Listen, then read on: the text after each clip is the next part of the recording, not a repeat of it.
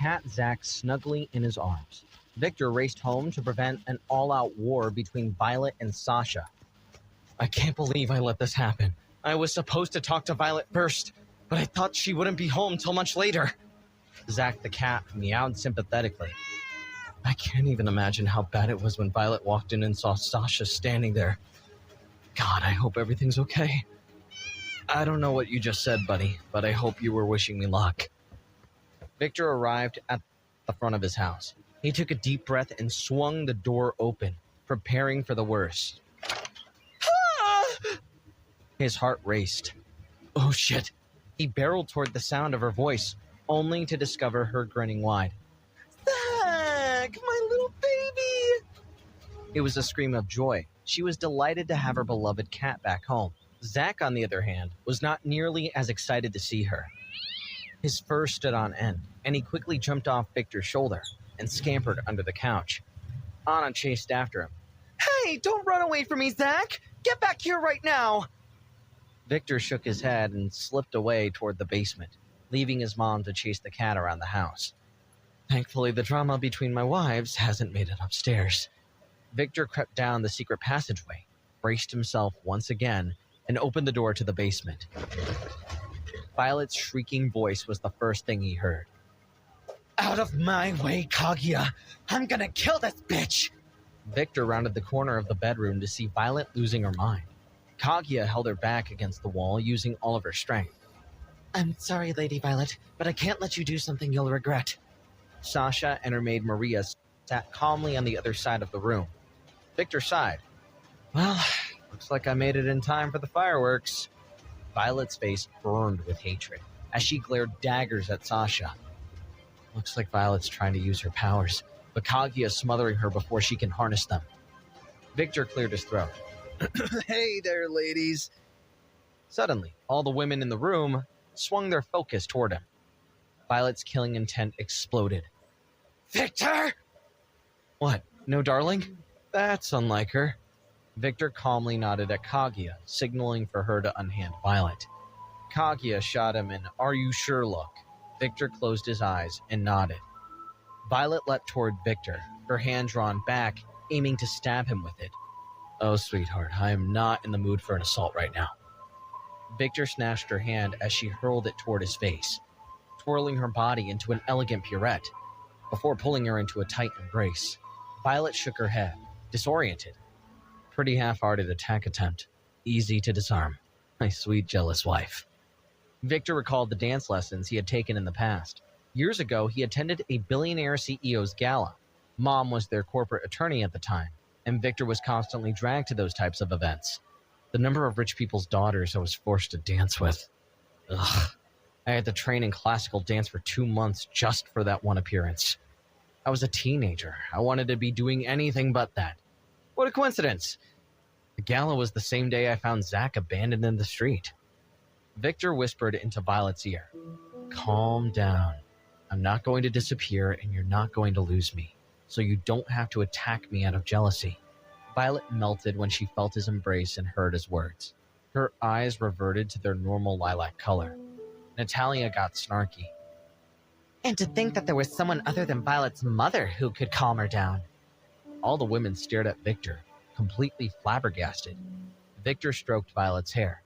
Why is everyone looking at me like that? Sasha grimaced. Normally when she goes crazy, she only gets calmer after she destroys everything around her. Violet buried her face into Victor's chest. Darling, darling, darling! She sounded like she was possessed by a demon, a love demon. And then suddenly her smile vanished as she began to sniff Victor's chest. She looked at him sternly. Why am I smelling another woman on you? Victor stammered. Oh, I went to get Zack from the vet. I ran into a childhood friend who worked there. Violet's eyes changed to blood red. Victor cupped Violet's cheek into his hands and pulled her in. Nothing happened. She's just a friend. You can trust me. Victor slowly leaned in and gently kissed her. Violet reluctantly returned his kiss. Victor stroked Violet's long white hair. You know I'll never leave you, right? She bit her lip. Yes, but...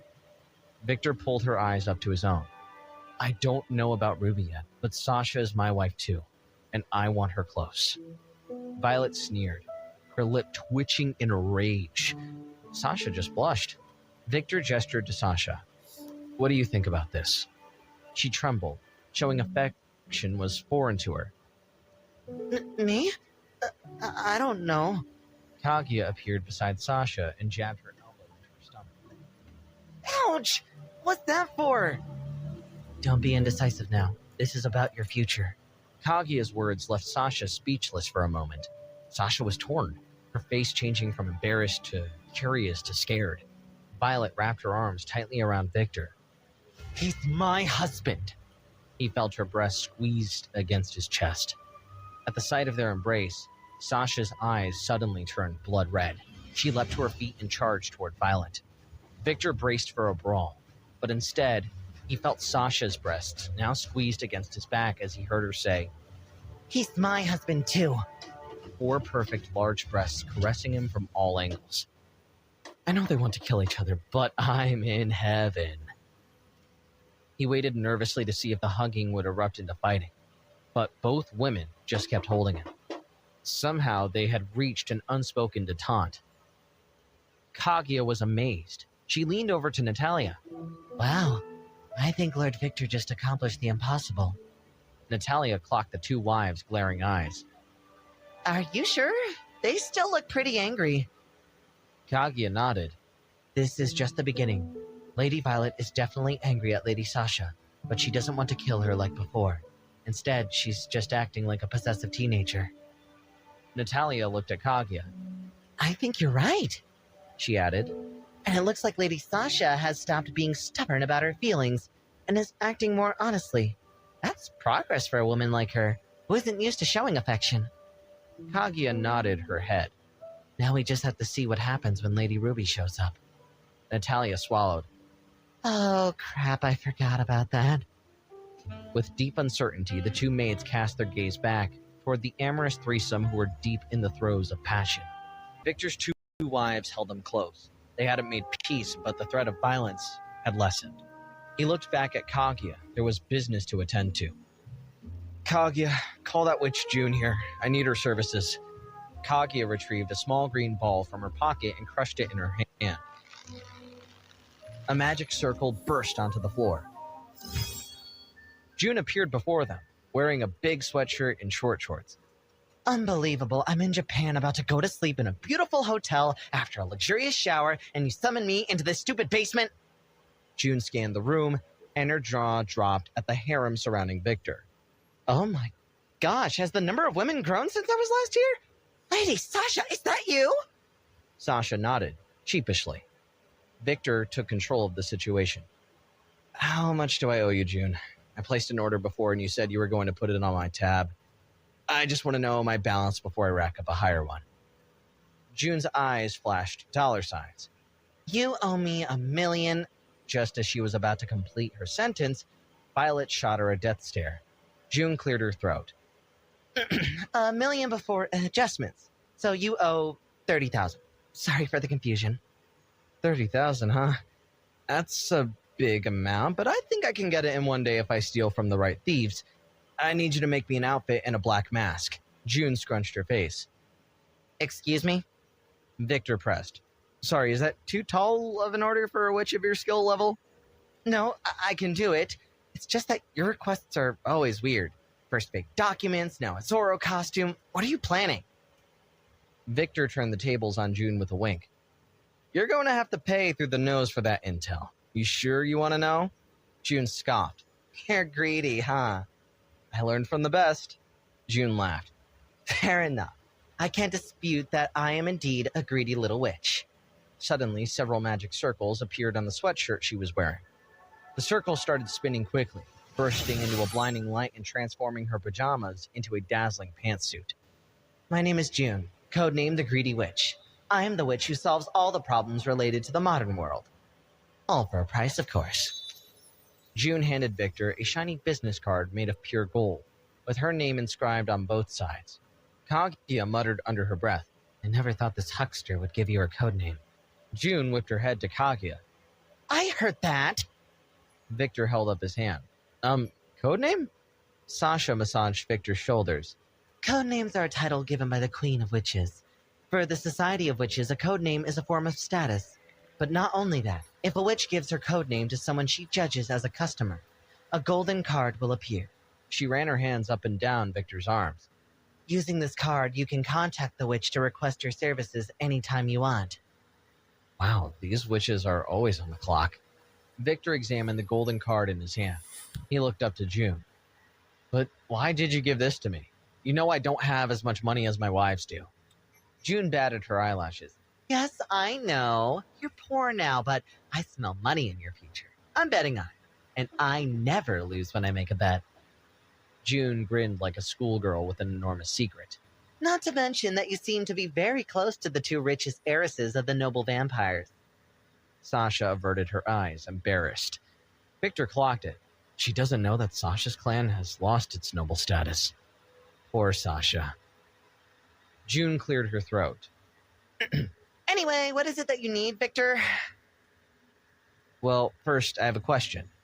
Do you know that anime called Tokyo Vampire?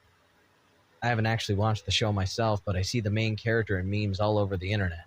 He has white hair, different colored eyes, and an awesome black outfit. He was transformed by a beautiful vampire with purple hair. June giggled.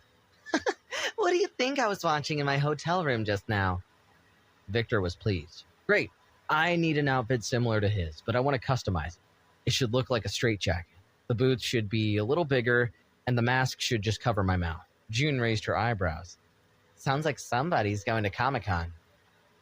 Victor retorted, like I said, my intentions are yours to know if you pay up. Cancel my debt, and I'll gladly tell you. Forget it. Your weird projects aren't that important to me. Victor shrugged. It seems that her greed outweighs her curiosity. June clapped her hands, and several magic circles appeared in front of her.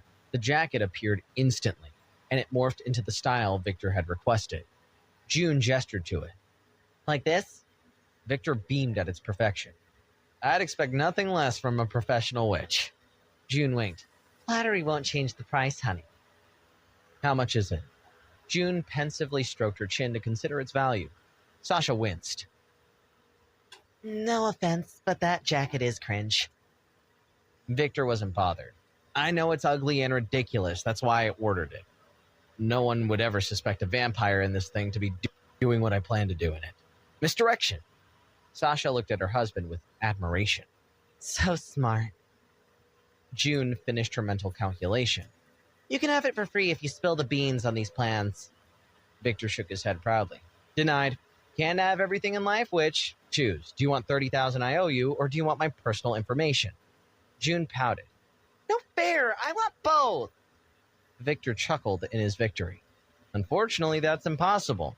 Just as I'd expect from a witch with the title of Greedy. Me and June have surprisingly good rapport. I can't deny that she's kind of sexy, too. Violet and Sasha looked at Victor with danger in their eyes, causing Victor to furrow his brow.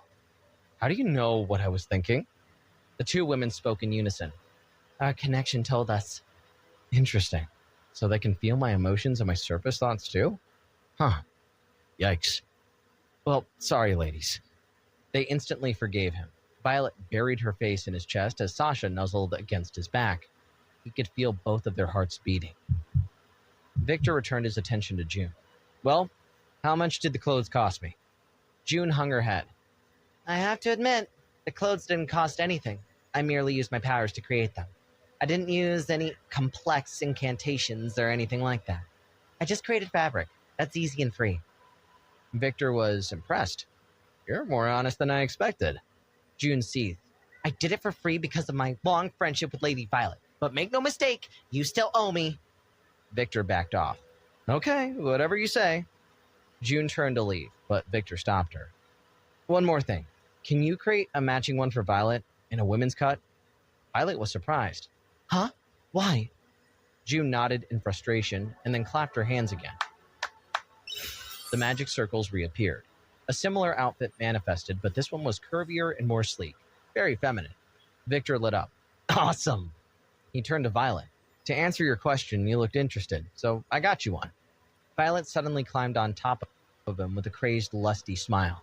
She sank her teeth into his neck in a fit of passion. Oh, darling, how considerate. Victor felt the blood running down his chest. Sasha, not one to be outdone, forced her way in and bit the other side of his neck. Sasha swilled his blood as the two wives glared at each other with hatred in their hearts.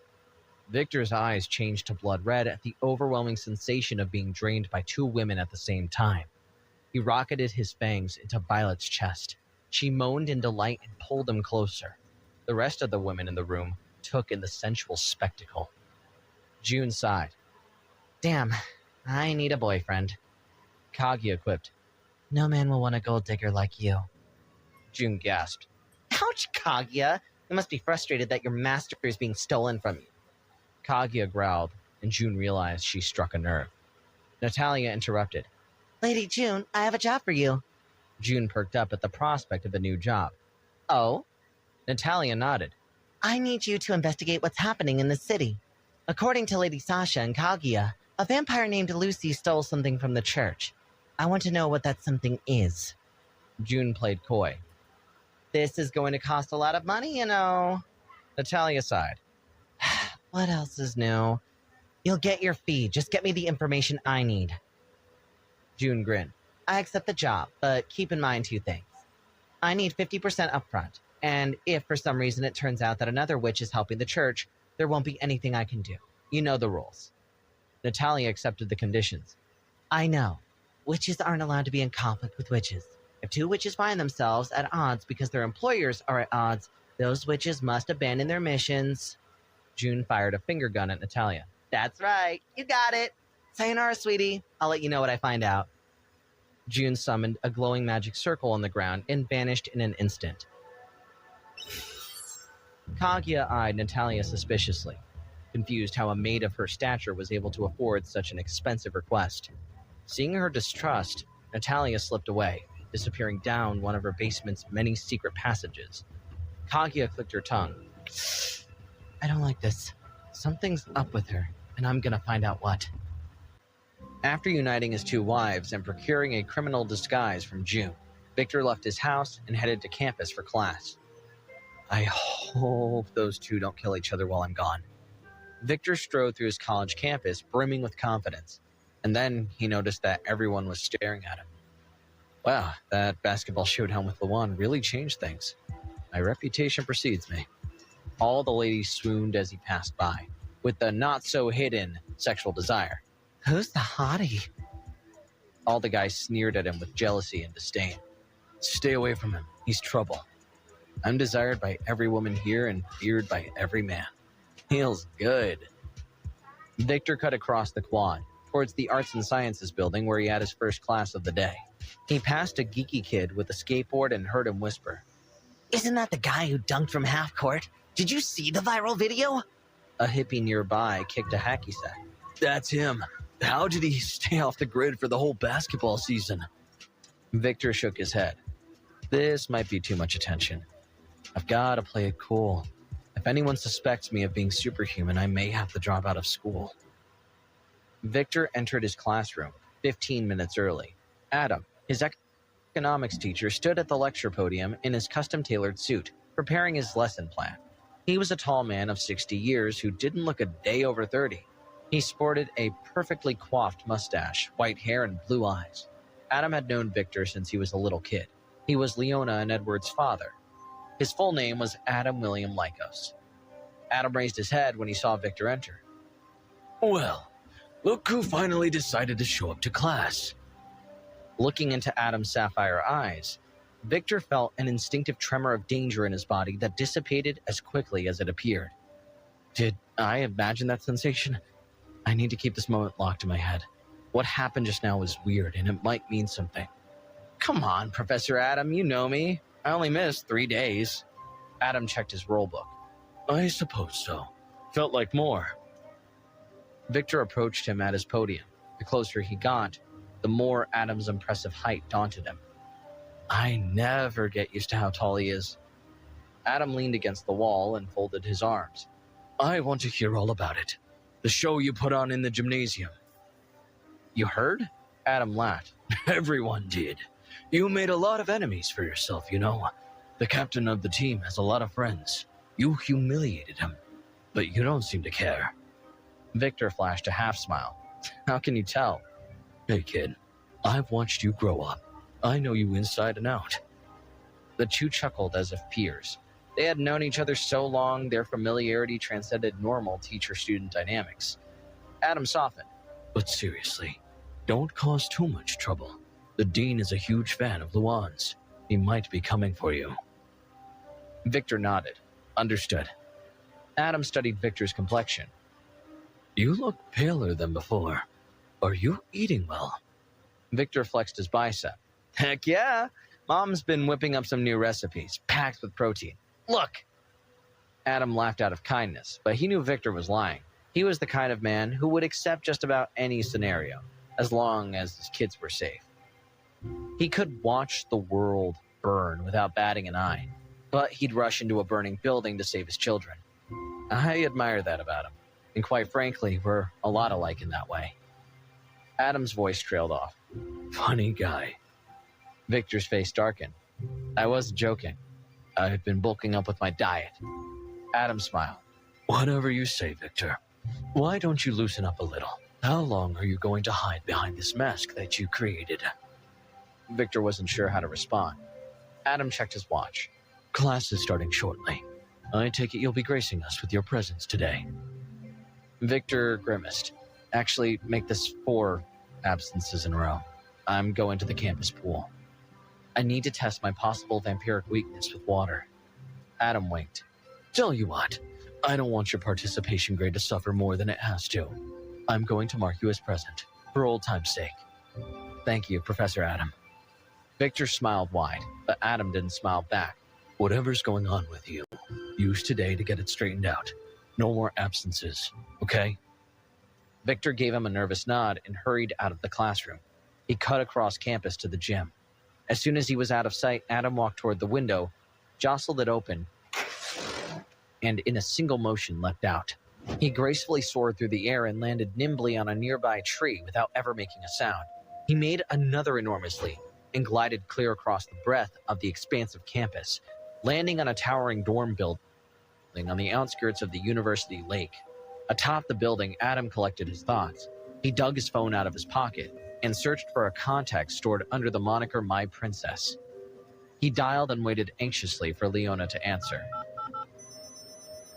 Hello, Dad? He beamed. My princess. Leona was impatient.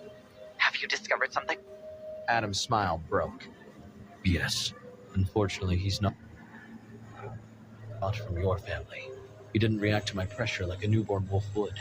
And I also didn't feel the connection indicating he was from my pack. Leona's voice trembled. Oh, too bad. Adam sank at the sound of his daughter's disappointment. But don't worry. The wolf's transformation may be dormant. You're wrong, Dad. Adam played dumb. How do you mean? He won't become a member of my pack. The wolf's venom has been neutralized by the vampire's venom. Victor is a vampire now. Adam knew this, but acted surprised. Oh, is he a vampire? Why do you think that? Well, the changes are obvious, and he's married to the Snow Clan's heiress and Clan Folgers. This news caused Adam genuine surprise. I didn't know that. He thought to himself, Wolf's venom wouldn't be an easy thing to neutralize, especially my daughter's venom. But if 2 noble vampires bid him, it would make sense that wolf venom could be overpowered. Leona was apprehensive. What do we do, Father? We don't do anything. Why? Adam boomed with confidence. Since Victor isn't a wolf, he's not our problem anymore. He's just a leech now. But... Adam's blue eyes flared. I forbid you to get involved with him. Leona huffed angrily. Father! Adam growled. Leona, who do you think you're talking to? Lower your voice. Adam liked to spoil his daughter, but he never tolerated insubordination. I understand. I will. Leona choked up. The intensity in Adam's eyes waned. You silly child. I don't begrudge you having a friendship with the boy. What I forbid is that you get involved in leech affairs. That's not our problem. Leona gently sniffed back tears. I've got to go, Princess. Class is starting. When she heard the other end of the phone call drop, Leona wiped her tears away with a tissue. Now what do we do? Edward popped out from around the corner, where he had been watching everything. He shook his head. Nothing. Victor turned into a vampire. So what? Just treat him normally and we'll leave each other alone. Leona stammered with hesitation. I guess you're right. Did you want him as a member of the family? Edward asked. Leona's face flushed at the question. Huh? Edward nodded, sympathetically. You've known each other since you were kids, and you both grew up as outcasts with disabilities. He was always kind to you, and because of that, you're in love with him. You expected him to become a wolf so you could get close to him and develop this relationship, right? Tale as old as time. Leona bit her lip with embarrassment. Edward continued. If you want to stay cliché, you would approach Victor and ask him out. After all, the childhood friend trope always wins out. But you didn't expect a yandere to show up and steal the man you were in love with, did you? He pointed at her. And if one yandere wasn't enough, we got two yandere. And when we talk about yandere, there's only one thing we can expect. Trouble. Leona clenched her fist angrily and seethed at Edward. Edward's face stiffened. Did I get it right? Well then, I forbid you too. Before he could finish his sentence, Leona socked him in the gut. You fucking idiot! Edward flew backward into the wall. A fist-shaped imprint was left on his stomach. Leona stared daggers at her brother. You're wrong. I'm not in love with him. I treat him like a precious friend. Stop making up precious lies. I just didn't want him to fall into those leeches' traps. Leona stormed out, leaving her brother wheezing. Edward peeled himself off the wall, where his impact had left a body-shaped crater. She's getting stronger and quickly. She's only been a wolf for 3 days. Soon she won't be a fragile little girl anymore. She'll be a goddamn grizzly bear. Victor, oblivious to everything going on with Leona, Edward, and Adam, made his way to the gym.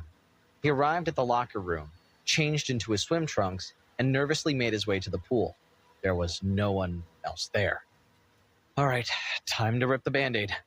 Victor braced himself and plunged a toe into the water. Nothing happened, save for the gentle ripple emanating across the surface. Okay, good start. Now for the real test. He took a deep breath and dove headfirst into his university's Olympic-sized pool. He had no reaction. Yes, I'm immune to water and sunlight. I'm the ultimate vampire. He had the pool all to himself, swimming laps for hours, taking in the soothing water all around him, until nightfall. Victor made his move to the locker room to towel off. The only weaknesses I have are the blessed items Violet told me about, and that I need to be invited into a stranger's house in order to go inside. He looked at his reflection in the mirror and couldn't help but notice. Did I get taller? As he stared at his reflection, he could momentarily see the figure of his former self, a thin 21-year-old with pale skin and sapphire blue eyes. He compared his current physique with the memories of his old one. I used to be 5'9", and now I'm 6 feet tall. I wonder how much I will have grown when I stop evolving. Violet said it all depends on my potential. Victor finished drying himself off and peered into his gym bag, where he saw the custom outfit that June had made him. He beamed with satisfaction. He quickly got dressed in his normal street clothes and left the locker room, bag slung over his shoulder. He walked through the silent corridors of the building. It's late. Why isn't campus security patrolling? He snapped his head back to hear ominous footsteps in the distance. Victor focused with his red vision on the silhouette of a man approaching. Shit, vampire. He toggled back to normal vision. The man approaching him looked like a cookie-cutter prince, blonde hair and blue eyes. And then he recognized him. It was the noble vampire from the basketball game, Luan's master. The man suddenly disappeared and reappeared in front of Victor. He grabbed his face in his hand and launched him into a wall. Victor was dizzy and disoriented. What the hell? Bits of concrete tumbled from his hair. The man laughed with evil contempt. Pleasure to finally meet you in person. My name is Corneliu. Victor writhed in pain as Corneliu circled him. You are as strong as they say, but not nearly strong enough to be by her side. You worthless plebeian. I'll say this once. Stay away from her. Otherwise, you and your family are dead. Cornelius sneered at Victor like a Rottweiler to a kitten. Victor coughed up blood. He looked up at the man with rage, his eyes beginning to glow red. Did he just threaten my family? Victor cracked his neck and knuckles, but before he could react, Cornelia once again grabbed him by the face and slugged him in the gut with a punishing blow. Ha! So weak. So very weak. Why did she choose you? It so clearly should have been me. Victor spat blood on the floor as the man doled out another flurry of punches to his midsection. Even amid the torrent of abuse, Victor's mind fixated on Cornelius' arrogant face. This guy thinks he's king of the world. Victor felt a sudden rush of excitement, relishing the opportunity to fight a noble vampire. Bring it on, asshole.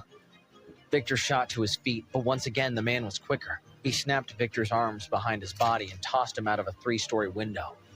Victor landed hard, but refused to scream. I don't want to give him the satisfaction.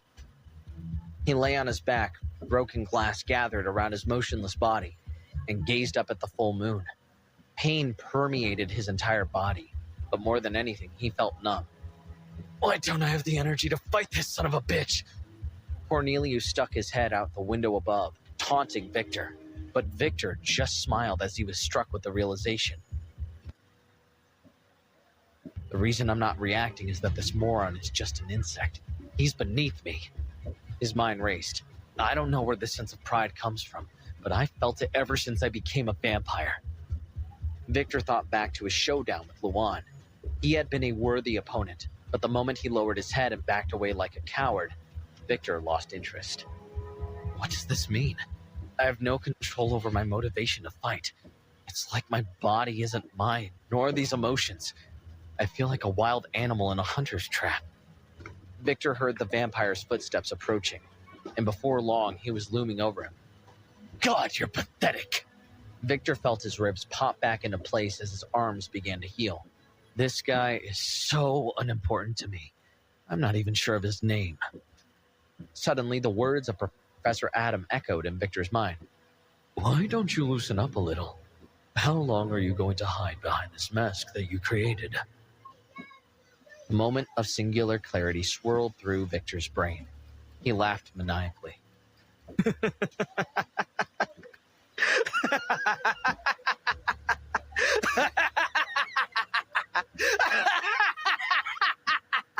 It was the first time he laughed with all of his being. All this time, I've been holding back. All this time, I wore this mask because it was the right thing to do. Society shuns the weird. It shuns the authentic. I wore a mask to hide the real me. When did I start wearing this mask? Cornelia grunted. What are you laughing at?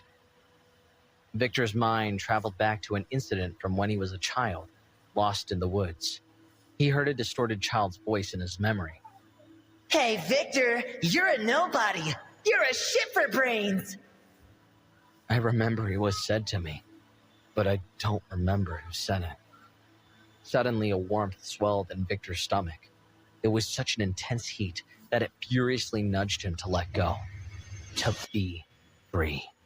He flashed a smile full of sharp teeth and let the heat run wild. A pillar of flame suddenly shot out of his body. At that exact moment, in the basement of his parents' house, Violet emitted a violent moan. Ah, my darling, I can feel you. Sasha, Natalia, and Maria raced in, bewildered. Violet twitched her legs and lay down on the bed. His eyes were blood red. Her breathing was ragged, and she mumbled like a broken record. Darling, darling, darling. Natalia rushed to Violet's side. Lady Violet, what's going on? She noticed Violet's face flushed with passion. Oh my god. Violet continued to thrash and squirm. Sasha looked at Natalia. Do you know something I don't? Natalia shook her head and stared at Violet wide-eyed.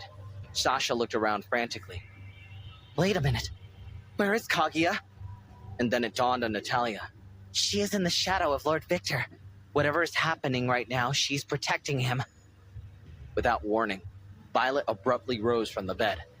My darling is in trouble. I must fight by his side. Sasha stepped forward and raised her fist in the air. I'm coming with you. A pillar of flame shot out of Victor's body. Corneliu, the blonde vampire, stared in shock. What is this? What the hell is this? He began to panic. This should have been an easy job. Eliminate the arrogant newborn and take the woman I want. But how is this possible? How does he have this power? How does he have these flames? How can a newborn have the power of Clan Snow? Suddenly, Corneliu heard the roar of a beast leap from Victor's lungs. Corneliu collapsed to the ground at the sound of the shattering bellow. Victor's appearance had changed. His clothes had been devoured by the flames. He was practically naked. His entire body was covered in fire. His ears drew to an elven point. The whites of his eyes were pitch black, each iris blood red. Corneliu staggered at the sight of Victor's demonic sharpened teeth. Tell me how. Only vampire counts can have this power. Who are you? Victor flashed a cruel grin. I want to humiliate him. I want to see him in more despair. I want to hear his screams. Victor slowly walked forward, the ground around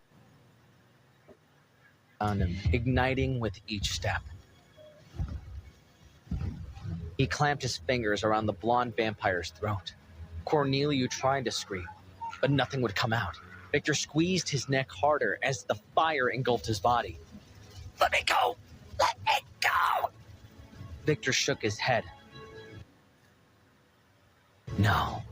With a burst of violent energy, he ripped the vampire's throat to shreds. He stared down at Corneliu's collapsed body, his throat destroyed. Victor's body trembled with pleasure. I want more, and I want it now! Victor stepped toward Corneliu for more carnage when the intense smell of blood wafted into his nose. He whipped his face toward the scent. He felt a sudden intense pain in his chest. It felt like his circulatory system was in a vice. He tapped into his vampiric vision. He followed the scent of blood. In the distance, he saw several humans covered in golden energy surrounding two female vampires. One of the vampires lay on the ground injured. The other female vampire was kneeling at her side. Victor focused his attention on the kneeling vampire's bite mark. He felt her heart beat like it was calling out to her. Then, a realization came over him. Ruby!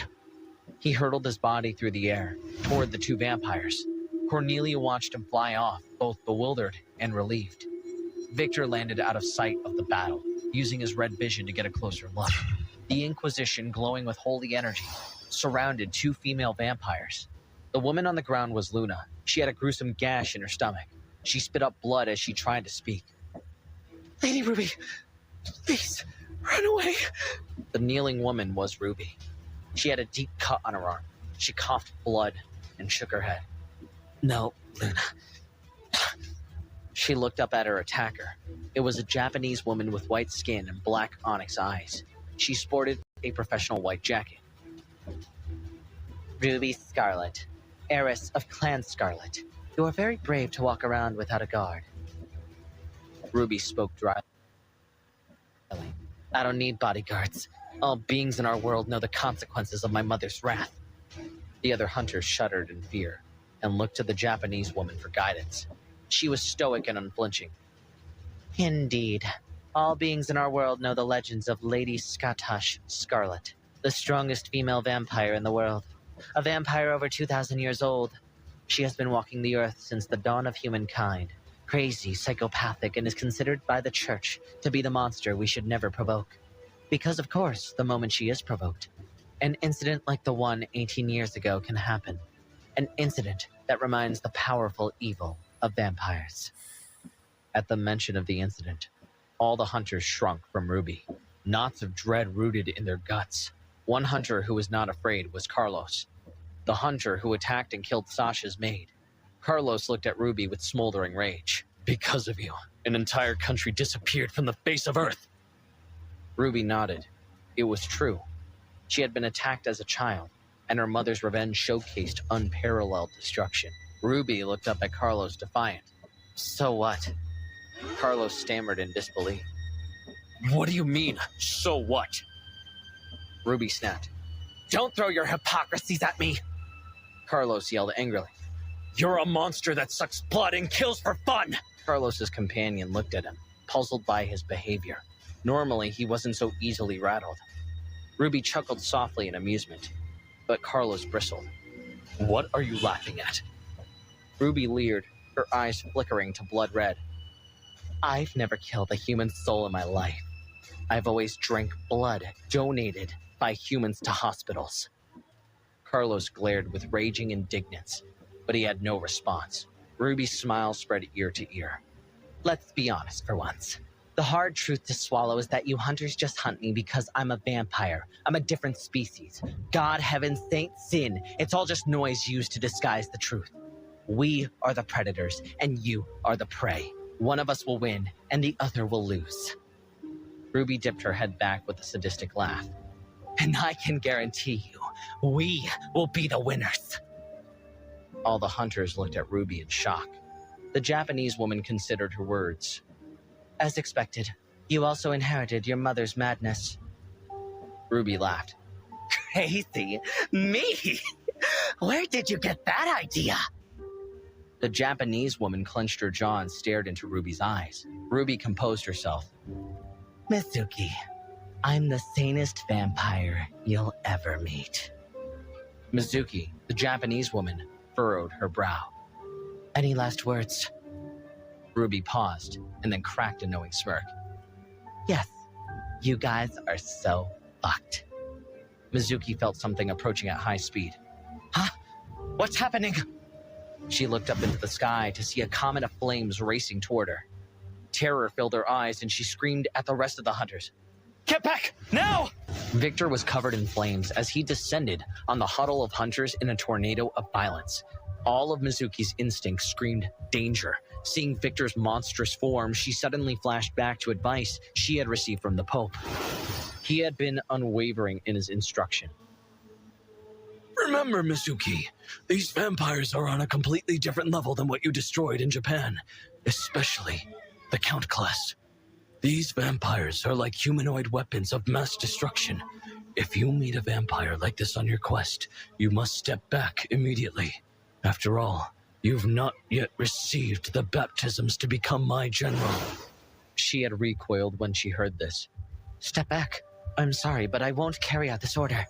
Now, staring up at the advancing beast, she yelled as she pulled a fan from her pocket. On guard! Use level 3 enchantments! Gentlemen, a Count-class vampire is in front of you! Prepare to die if necessary! Her men grunted in unison. Yes, ma'am! She snapped open her fan. God bless my allies with the protection of the seas! Suddenly, water appeared at the feet of the hunters, and it swirled around them in a protective cocoon, forming a hydro armor. Carlos summoned a spell. God bless my fists so I can get my revenge! Golden energy engulfed his fists. One by one, all the hunters cast a series of similar spells. Victor looked at Mizuki with a smile on his face that bared all his sharp teeth. The hunters felt their bodies shiver at the sight of the creature's smile. Ruby looked up at the monster, confused. Violet. But then she got a better look at the monster's face. She was stunned. Darling, what happened to you? And how did you get this power? Ruby tried to get up, but she couldn't. She looked at the wound on her arm with an annoyed look. This is taking too long to heal. What is happening? I should have resistance to the energy used by the church. Ruby looked at Victor's fiery face with a stoic expression. She had several thoughts running through her head. I'm glad he's here, but I'm worried for him. He's not strong enough to fight a slayer like Mizuki. We must flee! When Victor laid his eyes on Ruby's wound, his heart clenched in pain. He wanted to roar in rage. He was almost losing control of his own body. But as a last show of stubbornness, he managed to stay in a state where he understood everything as if it were a dream. In his trance-like state of lucidity, there was only one thing he was sure of. I must kill them. Suddenly, all of the hunters felt as if the world stopped. Their bodies grew heavy. Everyone could feel Victor's killing intent so strongly that they forgot to breathe for a few seconds. The hunters were overcome by fear. They couldn't breathe or move. Their bodies refused to obey their desperate brains. Victor scanned the area, his rage growing with every moment. His fist pulsated open and closed as he watched the hunters cower. Mizuki stared at him defiantly. She lifted her fan in front of her face. God, give me the peace of the night in the moonlight. A searing white energy funneled into Mizuki's fan. With the flick of her wrist, the fan spiraled energy vectors in all directions. The bolts of energy collided with her hunters like heat-seeking missiles. With their magic jolts, everyone started to calm down. They breathed more softly, and an inner peace washed over them. They didn't feel fear anymore. But the enchantment didn't last long. Victor suddenly made a move and appeared in front of one of the hunters. Victor widened his jaw, his mouth full of sharp teeth, and clamped down on the hunter's neck. The man bleated out in excruciating pain. Ah! Save me! Save me! The hunter's voice faded as his body drained rapidly of blood. Soon, he was a dry mummy. Victor unlatched his fangs, and the hunter's entire body disappeared into ash. The younger hunters shuddered at the brutal sight. The more experienced hunters managed to remain calm due to Mizuki's enchantment, having seen something similar in the past. Mizuki couldn't help but comment in disbelief. He destroyed the armor so easily. Was I wrong in my judgment? She snapped her head to face her men. This monster's body is very hot. If you don't have high-level protection techniques, don't get too close. You'll turn to ash. Carlos, have at it! Carlos steeled himself. Yes, ma'am. He charged in and cracked Victor's flaming jaw with a right hook. Victor grinned. I'm not impressed. Carlos desperately heaved another blow at Victor's fire body, but it bounced right off. Victor grabbed Carlos by his bald scalp. Carlos's flesh melted beneath Victor's fiery grip. Victor ran toward another hunter and wrangled him by the head, now holding a man in each hand. A nearby hunter reached for his golden sword. I'll save you, partner! He swung it forward toward Victor's chest, but missed. Victor looked down at the two heads and flashed a big, unhinged smile. Carlos sensed Victor's intentions and tried to whip up a defensive spell. It was too late. Victor swung the two men's heads into each other, smashing them together like watermelons. Carlos survived, barely, but the other man's head exploded. Carlos winced at the tremendous pain. The subordinate hunter's head was completely crushed, and his brain leaked out of his eye sockets. Victor grabbed Carlos by the neck and threw him at the other hunters with all his strength. Carlos screamed in fear. Catch me! His subordinates scrambled into position, and while midair, Carlos started to speak an incantation. Soon his body glowed golden. The other hunters caught Carlos's body as it careened to them. Before Carlos could do anything, he saw a giant ball of fire flying toward them. The fuck? Victor's sadistic smile grew in satisfaction as a large swath of the group erupted in flames. One hunter gulped. We must flee. We can't fight this monster. A fanatic hunter countered. No, we must kill them. A third hunter turned to bolt. I'm not going to die for nothing. Mizuki thundered with contempt for their cowardice. Shame on you. If you're not prepared to die, you shouldn't be in this job. She sensed Victor's inexperience in using his monster powers. Let's try something. God, give me a weapon to destroy my enemies. Her fan began glowing red, and then suddenly turned into a 7-foot-long sword. Mizuki hoisted the sword with her right hand as if it were light as a feather, and laid it on her shoulder. Everyone could feel the air around Mizuki had changed. She had gone from elegant woman to unruly beast. Mizuki plucked a talisman from her pocket with her left hand, closed her eyes, and held the talisman in front of her. Lord, lend me your wisdom to defeat this demon, this Oni. The talisman disappeared in blue light, and soon the same light enveloped Mizuki's body and sword. She bent her knees, and with a thrust, flew toward Victor like a missile. Realizing the threat, Victor dodged her attack and gripped her head with his fingers of fire, trying to decapitate her. She smiled, glowing with blue energy. It's useless. Victor hesitated. Why isn't this attack working? Suddenly, he screamed from the worst pain he'd ever felt. Ah! Mizuki had pierced him with her blade. Ruby cried out in horror as she saw a deep gash form on his chest. Victor! Victor clutched his bleeding chest. Slowly, the fire that covered his body began to weaken. Realizing the opportunity, Mizuki brandished her sword again. "This time, I want your head." She swung the blade at Victor's neck, but before it could reach him, a giant wall of ice appeared in front of her. Mizuki's sword cut through the ice wall easily, but the monster was no longer in front of her. She heard a coy voice behind her. Sorry, but I can't let you kill my master. I haven't had enough head pats yet. It was Kaguya. Mizuki looked into her blood-red eyes and realized who she was facing. The Blank Clan. Kaguya flashed a small smile. It's been a while since I heard that name. Mizuki recalled. When I destroyed the noble vampires of Japan, I looked in their records that talked about a clan of vampires who could control the shadows. They were the best assassins in Japan. Kaguya spoke in an emotionless tone. They kept records about us. What a surprise. I thought they had forgotten us. Mizuki glared at Victor. He was weakened. He coughed blood onto the dirt, as the fire that covered his body completely fizzled. He was back to his pale skin and human form. Ruby tried to talk to him. Darling, are you okay? Darling? But Victor's eyes were unfocused, as if he were lifeless. Seeing the black blood on the floor, Kaguya looked at Mizuki. What did you do? That is not something you need to know. Mizuki placed the sword on her shoulder again and flexed her knee. She then scooped up a talisman from her pocket. A wave of flame erupted from the talisman as she hurled it towards Kaguya. Kaguya watched the fire surge closer. Darkness swallowed her body, and 2 daggers appeared in her hands. She swiped at the fire horizontally, extinguishing the blaze. Through the smoke of the extinguished flames, Mizuki bolted toward her. Kaguya's darkness slowly spread. Soon, all the ground was saturated with blackness. Mizuki's momentum brought her shooting forward, but Kaguya was ready. She summoned thousands of shadow hands that rose out of the ground. Mizuki tightened her fist, and a cloud of golden light swaddled her blade, imbuing it with the magic she needed.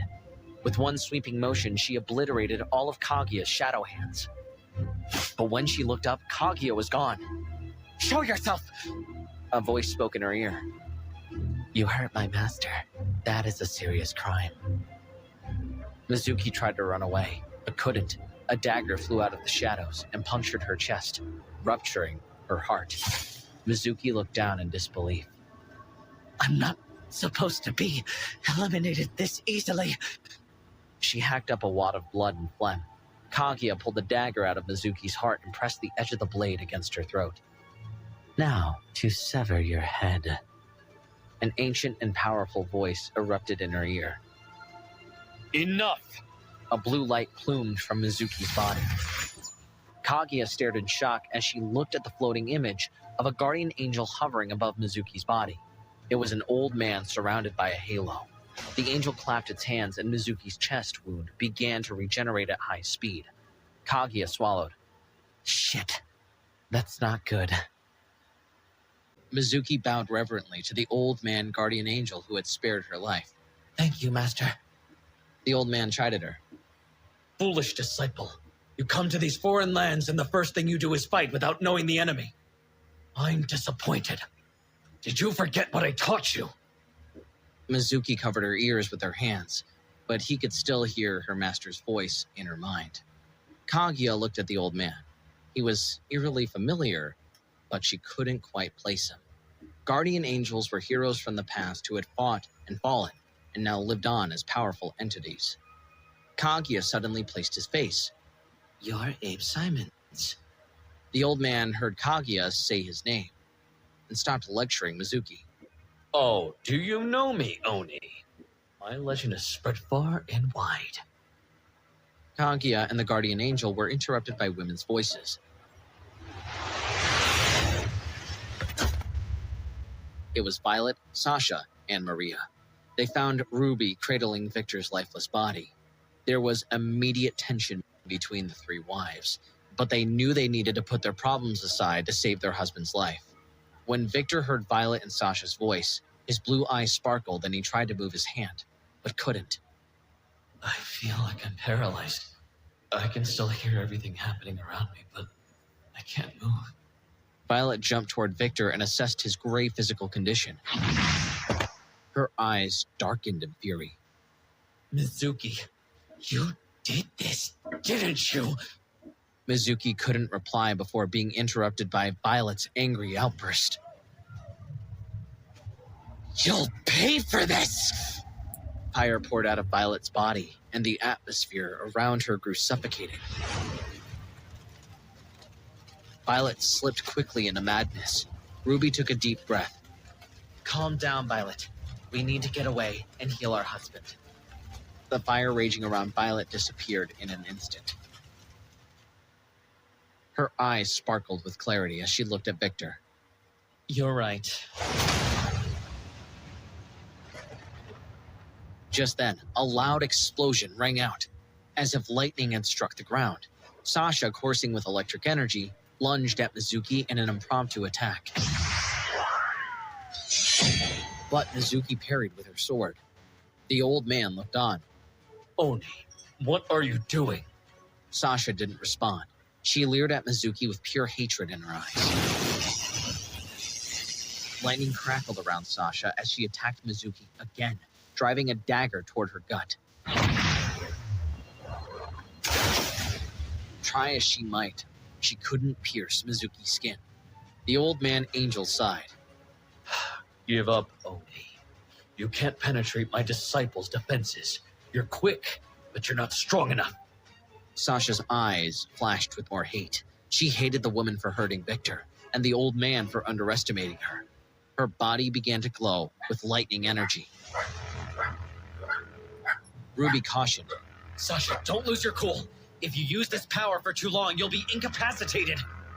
I don't care. I'm going to kill this bitch. At once, lightning surged through Sasha's body, and her body began to transform. Her ears lengthened into a point, her teeth extended and sharpened, and she grew taller until she was covered in yellow lightning. She had transformed into her strongest monstrous form, just like Victor had before. A violent energy hummed between Mizuki and Sasha. Maria tried to stop her master. Violet, Ruby, and Maria scanned the remaining hunters to see that many of them were recovering. Ruby analyzed the situation and called out to her fellow vampires. We won't be able to eliminate Mizuki and her team while her guardian angel is around. We need to retreat. Suddenly, from across the battleground, Carlos, with burns all over his body, cried out. Maria! Maria whipped back and looked at him for a moment. Her eyes gleamed with desire to save him. But she was no longer the Maria of old, and serving her master was now her only purpose in life. She ignored him, but Sasha, hearing Carlos's voice, lost interest in Mizuki and eyed him with vengeance. Ruby intervened. Sasha, get a grip. Decide what's most important to you now. Your revenge or our husband. Sasha oscillated her gaze between Ruby's disapproving face and Victor lying on the floor like he was dead. In a flash of lightning, she suddenly cut through the throng of hunters, severing necks and piercing hearts.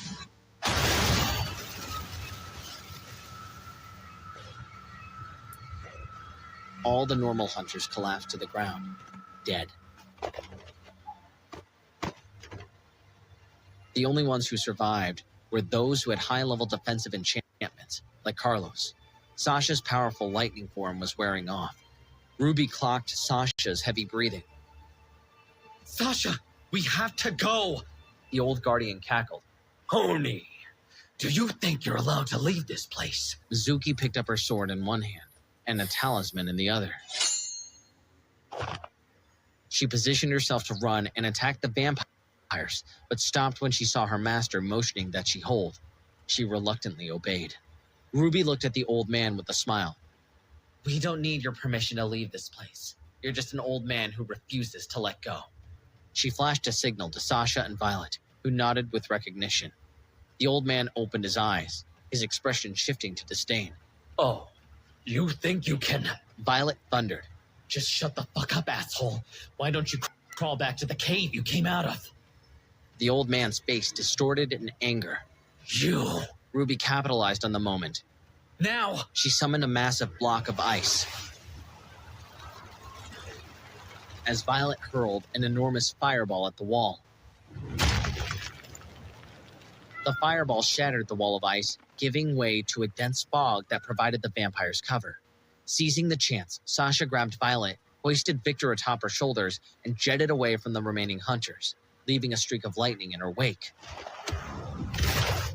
Ruby lifted Maria and raced after Sasha. Carlos screamed and punched the air. Children's tricks!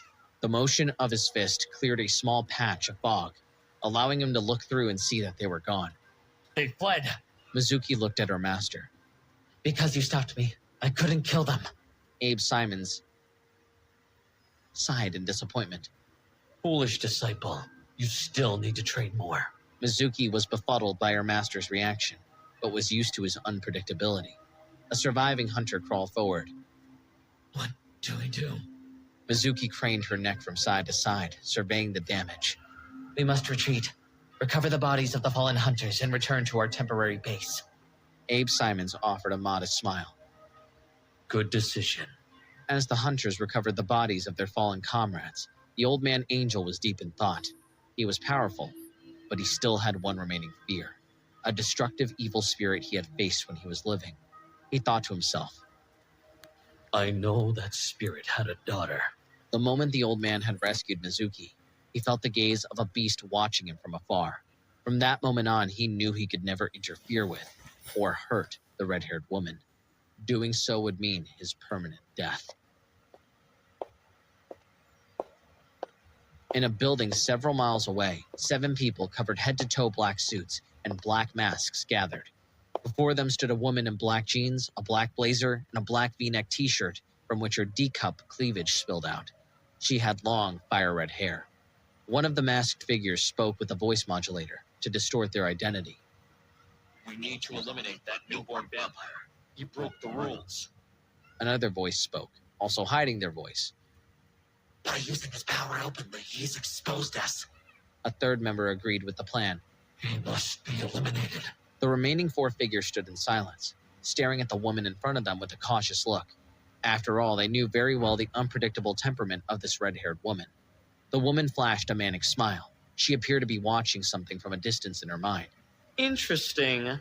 My beloved daughter, whom I carefully raised as a child, has found a husband. Suddenly, she snapped her head to stare down the 7 masked beings. I heard that the first prince's son likes to travel the world. I wonder if I should pay him a visit. The masked beings started to sweat with fear under their masks, unsure how to interpret the words of this crazy woman. Was she asking a question, or was she threatening the life of the first prince's son? They just didn't know. A prime example of why they feared her. The woman barked at the group. I asked a question. They trembled in fear. Yes, Lady Scathach, we agree. The woman's eyes began to glow dangerously. Tension filled the room, and then she smiled. Thanks for the hard work. Dismissed. The group was relieved and quickly dispersed. Lady Scathach stroked her chin and sighed. I think it's time I paid my daughter a visit. Her face darkened. But first, there are things I must sort out. A mysterious red jet circled the darkened skies above Vatican City. Entrenched in the Vatican below were the headquarters of the Inquisition. It was 2 nights after Victor and his wives clashed with the hunters. The pilot of the plane informed the woman who was lying lazily with a photo album on her face. Lady Scathach, we've arrived. Scathach opened her eyes, took the photo album from her face, and put it on the table beside her. I'll be back soon, Ruby. She smiled lovingly at the photo album. It started to slowly freeze over until it became a solid ice chest. Scathach arched her back in a stretch, heaving her big breasts forward. They threatened to bust out of her delicately fastened blouse. Even with that tempting sight, the pilot stayed focused. Scathach smiled sensually and licked her lips teasingly when she realized the pilot showed no reaction to her beauty. It was a good thing the pilot rebuked her seduction. She didn't want to have to change pilots again. The 101 previous pilots made the mistake of sneaking a peek, and today they were 6 feet under. As a vampire of 2,000 years, Scathach considered herself old-fashioned. Sneaking a peek is okay, but looking with lust is a hard no. She knew it was cruel to deliberately tease men only to castrate and kill them. But everyone needs a hobby. something to occupy their time when they're bored. Scathach cracked her neck. Let's pay a visit to my friend. Her face scrunched with confusion. What's his name again? Kratos something? I think it was Zeus. She pumped her shoulders with a flippant shrug. Not important. Tony, keep flying over Vatican airspace. My name is Lucas, ma'am. He clocked her red eyes glowing ominously and cleared his throat. Yes, ladies, Scathach. Feel free to call me Tony. She smiled coldly. Good. She opened a side hatch in the plane and gusts of violent wind tunneled into the aircraft. She grinned at the pilot, kicked her feet, and leapt into the air.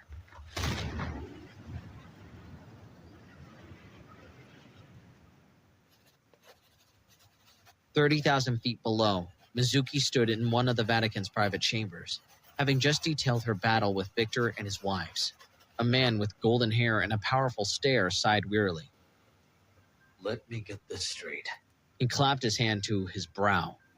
I gave the order to search and capture the vampire who stole the finger of St. Agatha, a sacred artifact, right? Mizuki nodded. And you failed. Mizuki swallowed. Unfortunately. The man crumbled in his papal chair. He pressed a small button under the desk before him and reclined in his chair, striking a power pose. Just a moment. Seconds later, an unknown man softly knocked on the door. The man poked his head inside without making eye contact. Your Holiness? He was 25 years old with brown hair and brown eyes, dressed in a white priest's robe. Pope Alexander, the man with golden hair and eyes, looked nervous. General Kurtz, can you raise the alarm, please? Kurtz looked at Alexander with trepidation. What's the alarm level, Your Holiness? Level 6. Kurtz stammered. Is that demon coming? Alexander nodded, staring at the ceiling. Yes. Actually, she's already here.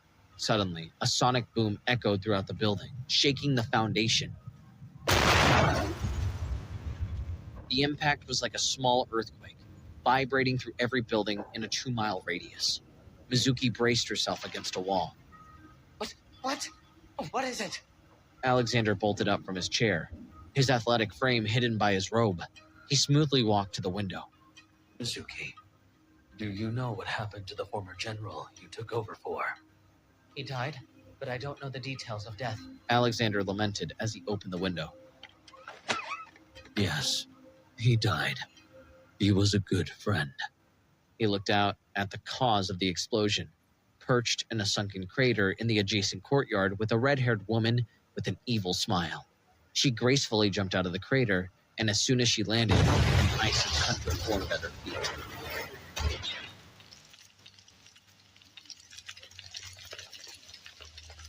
Mizuki recognized her immediately. Scathach. Alexander nodded. Indeed. Well, this demon killed the former general and left me a letter of complaint, claiming that I needed to improve the policemen that protect the Vatican. Mizuki dropped her jaw in shock, convinced she heard him wrong. Alexander looked directly into Mizuki's eyes. Do you understand what I mean? No. Imagine what she's going to do to you. The woman that hurt her daughter. Mizuki remained silent, the reality of her situation sinking in. After all, she had thought it would be a good opportunity to kill Ruby, who could be a very dangerous vampire in the future. Mizuki fumed. Fuck! If I had known this information earlier, I never would have tried to kill Ruby. 2 new voices entered the room. Your Holiness! A pair of men walked in. Alexander greeted them in a gentle tone. General James and General Leonardo, prepare for battle. James looked out the window at the woman who had created the vast ice field, then glared at Mizuki. What did you do, woman? Mizuki took a deep breath. Apparently, I provoked a monster. Great, just great! James opened the door for the Pope and then shot a nasty glance at Mizuki. Don't interfere in our fight. Alexander exited the room, with James and Leonardo following. On the ice field below, they gathered. Scathach approached Alexander. Hello, Kratos. It's been a while since we've seen each other. I think the last time was 2 months ago. The man sighed.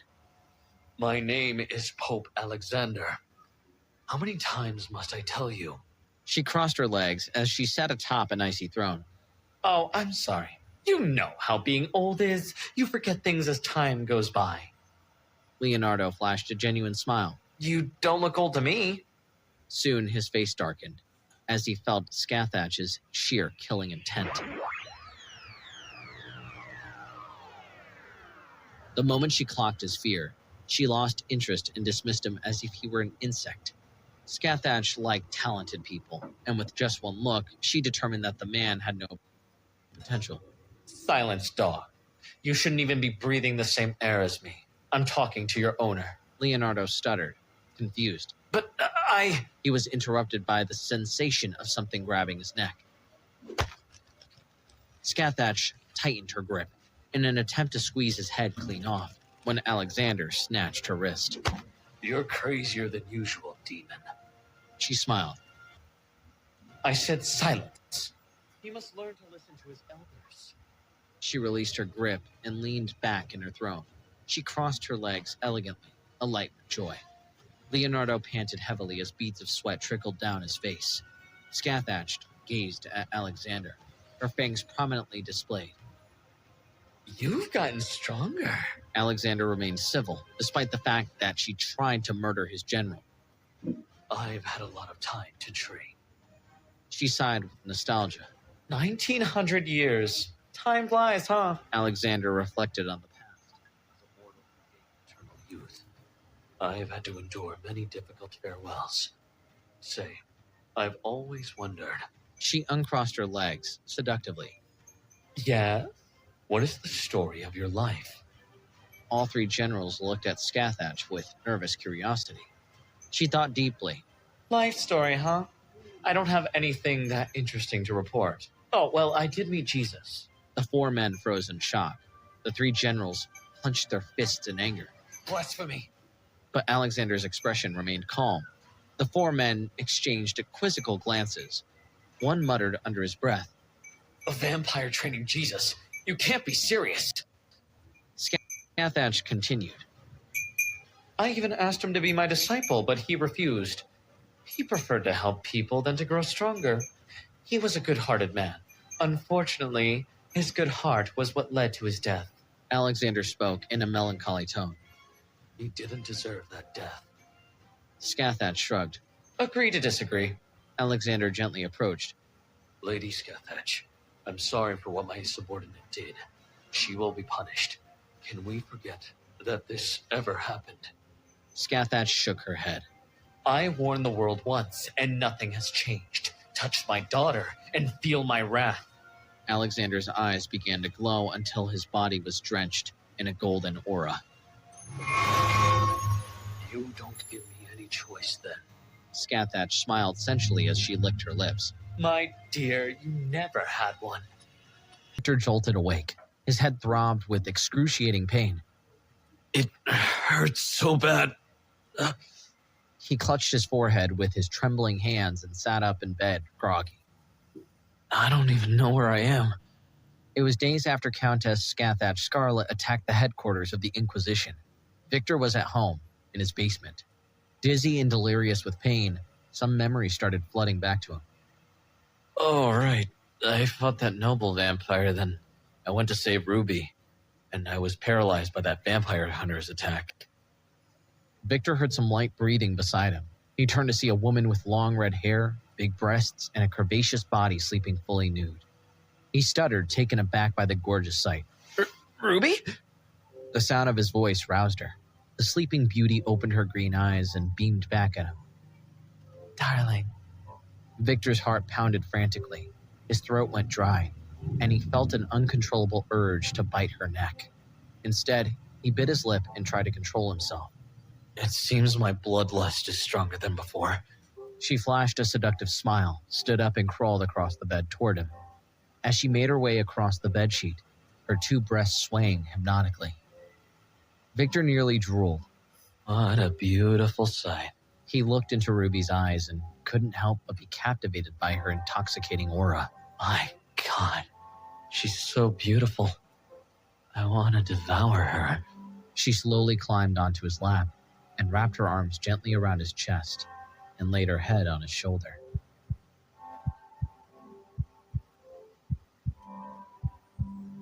Her eyes turned blood red. Victor raised his hand to her face. She startled and then accepted his soft palm, burying her face in it. He started stroking her. She looked at him with desire shining in her eyes. Darling, I can't wait any longer. Her breath came in short bursts. Victor stifled his own bloodlust and showed her his neck. The moment she saw it, she lunged forward and sunk her fangs into his neck. Unable to take it anymore, Victor threw open his jaw and bit into her neck. She moaned in ecstasy. Oh, Victor. She squeezed him tight, grinding back and forth on his lap, and she guzzled his blood.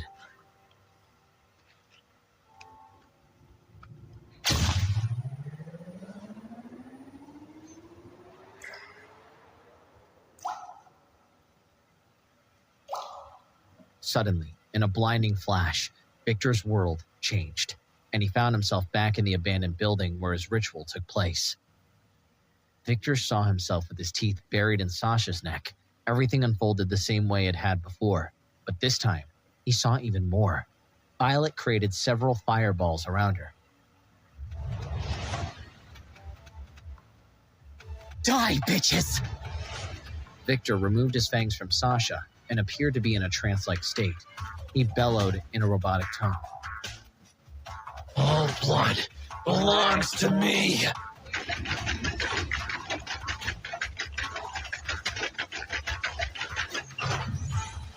Suddenly, a wall of blood appeared, surrounding him and Sasha.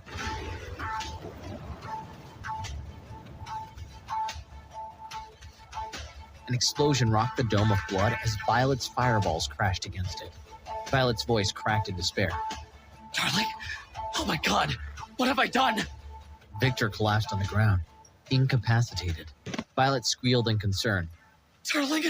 She swooped over to Victor with supernatural speed and clutched him against her bosom. I'm sorry, darling. She choked back tears. Ruby held her neck. Calm down, Violet. Violet exploded. Calm down! I almost killed my darling because of you bitches! Sasha held her neck too. That's not fair, Violet. Remember that you were the one who called us for help. Ruby nodded. Calm down and tell us what happened. Why are we marked as his wife? Violet's face sank with guilt. She drew a deep breath and cradled Victor's head to calm himself. I think Darling's blood altered the ritual. He has a rare blood type. RH null blood. She stroked his hair. Ruby's eyes widened in shock. The golden blood? How is he still alive? That blood is considered a delicacy for vampires. We should have devoured him by now. Sasha found her words. This blood type paints a gigantic target on the owner. People with this blood type rarely go beyond 15 years of age. After all, a vampire can smell the scent from miles away. Violet stopped stroking his hair and glared at the two women. I protected him for 16 whole years of my life. I protected him from threats. I hired witches to hide his scent. I killed the vampires that went after him. I made this place my territory solely to protect him. Violet stared into Victor's eyes. But I took my attention off of him for a few seconds, and this is what happened. Her voice dropped with weight, and her killing intent hung thick in the air. It was just a few seconds. That was enough for a mangy dog to try and mark him. How dare they try to steal my darling?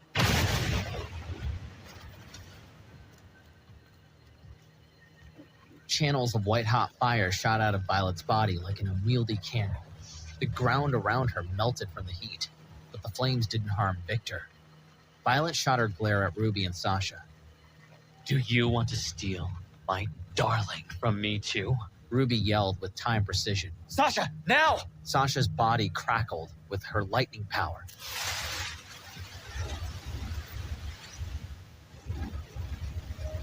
As she grabbed Ruby and disappeared in a yellow flash of light, Violet launched another onslaught of fireballs at the fleeing vampires, but the two women escaped.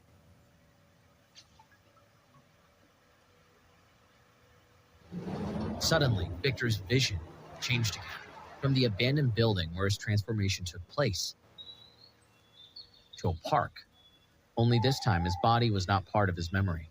He saw Sasha staring at a burning building in the distance. She's crazier than usual. Victor looked at the same building ablaze. I wonder how my beloved wife managed to hide this incident from everyone. Ruby sighed. Love has melted her mind. Sasha nodded. We should stay away for a few days. Violet should calm down now that she's with Victor. Ruby raised an eyebrow. Do you think that Victor will accept Violet? You know, her personality. The two women fell into an uncomfortable silence, which Sasha promptly broke. If Victor doesn't accept Violet, God help us all. Ruby sighed. I'm going home. Luna must be worried. Sasha nodded, and Victor's vision shattered like a crack in a glass. Victor opened his eyes. He was back home, with Ruby asleep in his arms. Feeling his gaze, she fluttered, opened her eyes. Welcome back, darling. I feel like I've known Ruby for several years. Just like Violet and Sasha. I can understand her completely. I know what kind of person she is. Gentle on the inside, but with a cold mask on the outside. Aggressive when she wants something, but easily embarrassed when confronted with her inner feelings. Ruby leaned in and kissed Victor passionately. Their tongues entwined as they devoured each other's lips. Victor smiled. You're way more aggressive than Sasha. Ruby placed her hand on his chest, caressing him. Not aggressive, darling. Decisive. She winked. You saved me, and in doing so, you awakened my desire to have you for myself. And I always pursue what I want. I want you. Victor's body shuddered in ecstasy. You already have me. He lifted her like a princess. As soon as Victor got out of bed, he felt imbalanced. Things around me seem to be lower than I'm used to. Did I grow taller again? He shook off the thought and stroked Ruby's red hair. I need to see Violet. Ruby took a deep breath and nodded. Victor smiled. Ruby has a unique charm that's purely her own.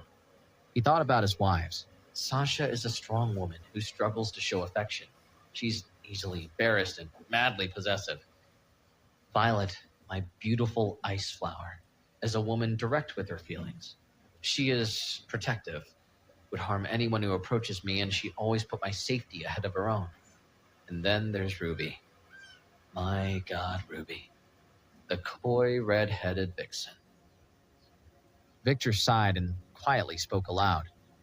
My 3 wives are beautiful vampires. I really am a very lucky man. Ruby heard him speak those words. Her red cheeks glowed with embarrassment.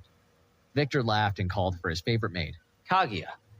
At the sound of her name, she stepped out of his shadow. Lord Victor, I'm glad you woke up. Victor studied her. She looks shorter than I remembered her. Jeez, I think I really have gotten taller. Victor opened his arms broadly. Do your magic. Kaguya nodded. As you wish. Seconds later, she had changed his clothes. Victor stroked her head. Thank you, Kaguya. Kaguya purred like a kitten. Ruby's voice called from the other room. Shall we go, darling? Victor snapped his head back to see Ruby in a simple blue skirt, black tights, and a red shirt that barely contained her breasts. She caught Victor's eyes drifting lower, taking in her full, voluptuous figure. What are you doing, darling? Victor cleared his throat. This lucky man was just admiring how beautiful his wife is. Ruby blushed, and she whipped her head away, hiding her face behind her hair. Victor smiled coyly. Come on, honey. He walked to the door, and upon touching it, several green magic symbols appeared. That's weird. What are those? Before he could figure it out, he heard a female news anchor's voice from the TV. This just in, there's been a terrorist attack at the Vatican, using explosives made with liquid nitrogen. The suspects destroyed over 70% of the Vatican structures. Victor tensed, What the hell? and then he heard another woman's voice, standing in the room with him watching the TV. Liquid nitrogen, really? Can't they come up with a better excuse? The woman turned off the TV and swiveled her head to Victor. When their eyes met, his body froze. He looked at her in fear. Her eyes radiated danger and intense seduction. Nice to finally meet you, son-in-law.